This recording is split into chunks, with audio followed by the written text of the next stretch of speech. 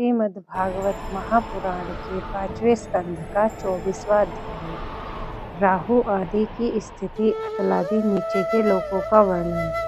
श्री सुखदेव जी कहते हैं, हे राजा परीक्षित, कुछ लोगों का कथन है कि सूर्य से 10,000 योजन नीचे राहु नक्षत्रों के समान घूमता है।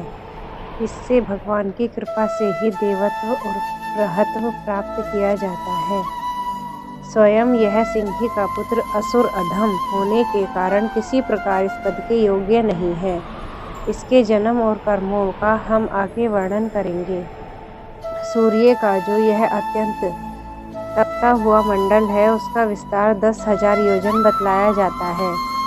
इसी प्रकार चंद्रमंडल का विस्तार 12,000 योजन है और राहु का 13,000 योजन। अमृत पान के समय राहु देवता के वेश में सूर्य और चंद्रमा के बीच आकर बैठ गया था।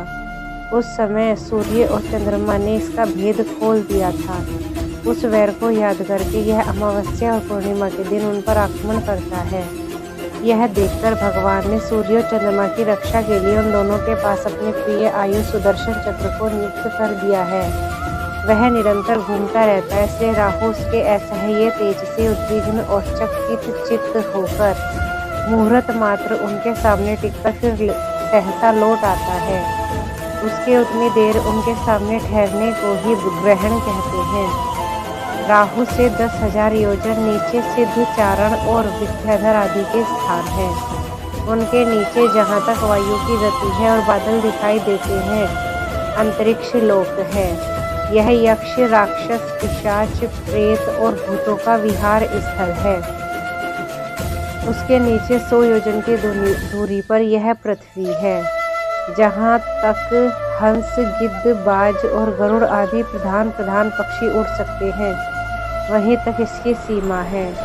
पृथ्वी के विस्तार और स्थिति आदि का वर्णन तो हो ही चुका है। इसके भी नीचे अतल, वितल, सुतल, तलातल, महातल, रसातल और पाताल नाम के 7 भूविवर भूगर्भ स्थित बिलिया लोक हैं। ये एक के नीचे एक 10-10 हजार योजन की दूरी पर स्थित है और इनमें से प्रत्येक की लंबाई चौड़ाई भी 10-10 हजार योजन की है। ये भूमि के बिल में ही एक प्रकार के ही स्वर्ग हैं।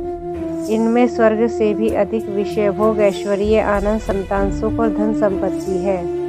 यहाँ के वैभवपूर्ण भवन, उद्यान और क्रीड़ा स्थलों में दैत्य, दानव और नाग तरह तरह की मायावी क्रीड़ा करते रहते निवास करते हैं।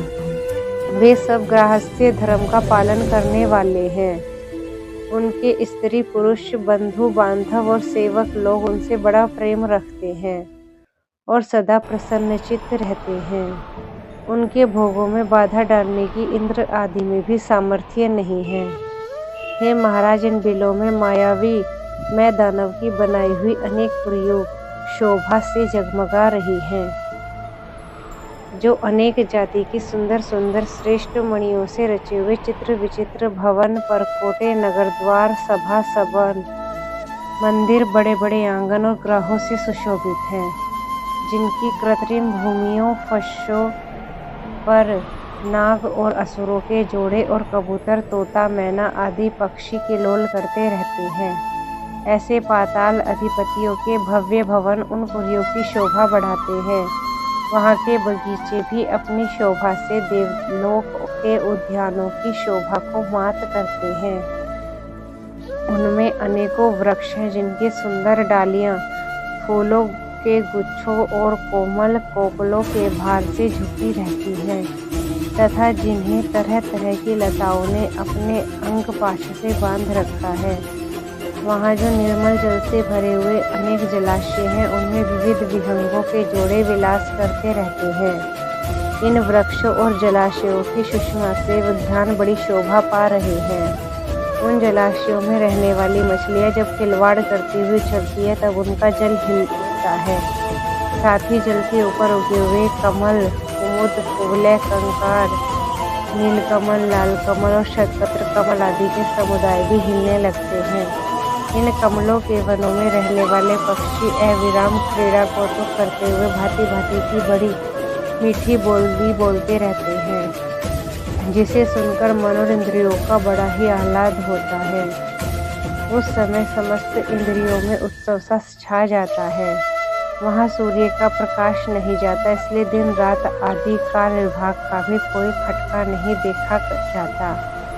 वहाँ के संपूर्ण अंधकार को बड़े बड़े नागों के मस्तकों की मणियां ही दूर करती हैं।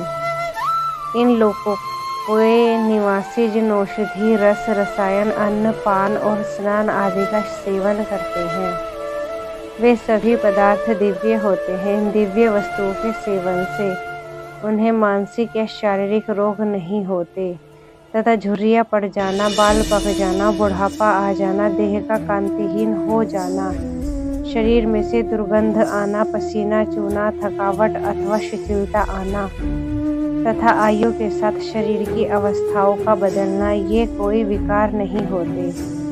वे सदा सुंदर, स्वस्थ, जवान और शक्ति संपन्न रहते हैं। उन पुण्य पुरुषों की भगवान के तेज रूप सुदर्शन चक्र के सिवा और किसी साधन से मृत्यु नहीं हो सकती। सुदर्शन चक्र के तो आते ही भय के कारण असुर रमणियों का गर्भस्राव और गर्भपात हो जाता है। अतल लोक में मैं दानव का पुत्र असुरबल रहता है। उसने 96 प्रकार की माया रची है। उनमें से कोई कोई आज भी मायावी पुरुषों में पाई जाती है। उसने एक बार जम्भाई ली थी। उस समय उसके मुख से स्वैरिणी, केवल अपने वर्ण के पुरुषों से रमण करने वाली, कामनी, अन्य वर्णों के पुरुषों से समागम करने वाली और पुष्चली, अत्यंत चंचल स्वभाव वाली 3 प्रकार की स्त्रियां उत्पन्न हुई। ये उस लोक में रहने वाले पुरुषों को हाटक नाम का रस पिलाकर संभोग करने में समर्थ बन लेती हैं और फिर उनके साथ अपनी हाव भावमयी चितवन, प्रेममयी मुस्कान, प्रेमालाप और आलिंगन आदि के द्वारा यथेष्ट रमण करती रहती हैं। उस हाटक रस को पीकर मनुष्य मदांधसा हो जाता है और अपने को 10,000 हाथियों के समान बलवान समझकर मैं ईश्वर हूँ, मैं सिद्ध हूँ, इस प्रकार बढ़ बढ़कर बातें करने लगता है। उसके नीचे वितल लोक में भगवान हाटेश्वर नामक महादेव जी अपने पार्षद भूतगणों के साथ स्थित रहते हैं। वे प्रजापति की सृष्टि की वृद्धि के लिए भवानी के साथ विहार करते रहते हैं। उन दोनों ने तेज से वहाँ हाटकी नाम की एक श्रेष्ठ नदी निकलती है। उसके जल को वायु से प्रज्वलित अग्नि बड़े उत्साहों से पीता है। वह जो हाटक नाम का सोना थूकता है, उससे बने हुए आभूषणों को दैत्यराज अंतपुरी में स्त्री पुरुष सब धारण करते हैं। वितल के नीचे सुतल लोक है। उसमें महायशस्वी पवित्र कीर्ति विरोचन पुत्र बलि रहते हैं। भगवान ने इंद्र का प्रिय करने के लिए अदिति के गर्भ से वटु वामन के रूप में अवतीर्ण होकर उनसे तीनों लोक छीन लिए थे। फिर भगवान की कृपा से ही उनका इस लोक में प्रवेश हुआ। यहाँ उन्हें जैसी उत्कृष्ट संपत्ति मिली है, वैसी इंद्र आदि के पास भी नहीं है। अतः वे उन्हीं पूज्यतम प्रभु की अपने धर्म आचरण के द्वारा आराधना करते हुए यहाँ आज भी निर्भयता पूर्वक रहते हैं।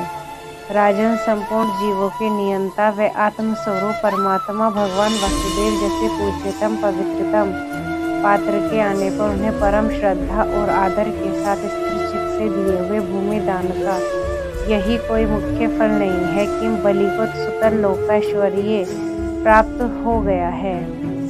यह ऐश्वर्य तो नित्य है, किंतु वह भूमि दान तो साक्षात मोक्ष का ही द्वार है। भगवान का तो छींकने, गिरने और फिसलने के समय विवश होकर एक बार नाम लेने से मनुष्य सहसा कर्म बंधन को काट देता है, जबकि मुमुक्षु लोग इस कर्म बंधन को योग साधन आदि के अनेकों उपायों का आश्रय लेने पर बड़े कष्ट से ही काट पाते हैं। अतएव अपने संयमी भक्त और ज्ञानियों को स्वरूप प्रदान करने वाले और समस्त प्राणियों के आत्मा श्री भगवान को आत्मभाव से किए हुए भूमि दान का यह फल नहीं हो सकता।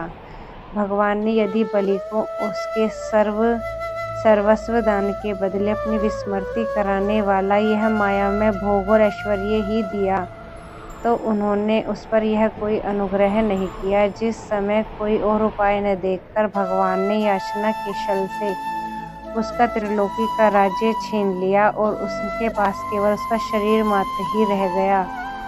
तब वरुण के पाशों में बांधकर पवित्र पर्वत की गुफा में डाल दिए जाने को कहा।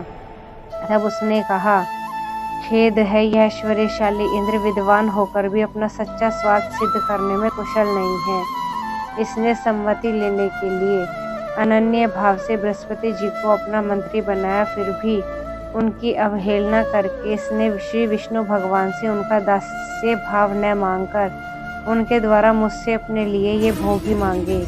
ये 3 लोग तो केवल एक मनवंतर तक ही रहते हैं, जो अनंत काल तक एक अवयव मात्र है। भगवान के कैंकर्य के आगे भला इन तुच्छ भोगों का क्या मूल्य है। हमारे पिता में प्रहलाद जी ने भगवान के हाथों अपने पिता हिरण्यकशिपु के मारे जाने पर प्रभु की सेवा का ही वर मांगा था। भगवान देना भी चाहते थे तो वह उनसे दूर करने वाला समझकर उन्होंने अपने पिता का निष्कंटक राज्य लेना स्वीकार नहीं किया। वे बड़े महानुभाव थे। मुझ पर तो न भगवान की कृपा ही है और न मेरी वासनाएं ही शांत हुई हैं। फिर मेरे जैसा कौन पुरुष उनके पास पहुंचने का साहस कर सकता है। हे राजन, इस बलि का चरित्र हम आगे 8वें स्कंध में विस्तार से कहेंगे। अपने भक्तों के प्रति भगवान का हृदय दया से भरा रहता है। इसी से अखिल जगत के परम पूजनीय गुरु भगवान नारायण हाथ में गदा लिए हुए सुतर लोक में राजा बलि के द्वार पर सदा उपस्थित रहते हैं। एक बार जब दिग्विजय करता हुआ घमंडी रावण वहां आ पहुंचा, तब उसने भगवान ने अपने पैर के अंगूठे की ठोकर से लाखों योजन दूर फेंक दिया। सुतल लोक के नीचे तलातल है, वहां त्रिपुर अधिपति दानवराज मैं रहता है। पहले तीनों लोगों को शांति प्रदान करने के लिए भगवान शंकर ने उसके 3 पुरों पर भस्म कर दिए।